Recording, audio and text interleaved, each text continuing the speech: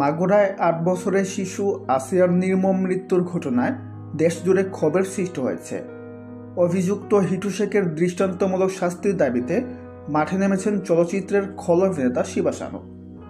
আজ রাজধানীর শাহবাগে আয়োজিত এক বিক্ষোভ সমাবেশে শিবা শানু বলেন, শিশুদের নিরাপত্তা নিশ্চিত করতে হলে সমাজের সকল স্তরের মানুষকে একসঙ্গে দাঁড়াতে হবে। আমি চাই হিটুর মতো দুষ্কৃতকারীদের কঠোর শাস্তি হোক, যাতে ভবিষ্যতে কেউ এমন জঘন্য অপরাধ করার সাহস না পায়। সমাবেশে আরও উপস্থিত ছিলেন মানবাধিকার কর্মী, সাংস্কৃতিক ব্যক্তিত্ব ও সাধারণ জনগণ। বক্তারা দ্রুততম সময়ে হিটুর বিচার সম্পন্ন করে ফাঁসির দাবি জানান।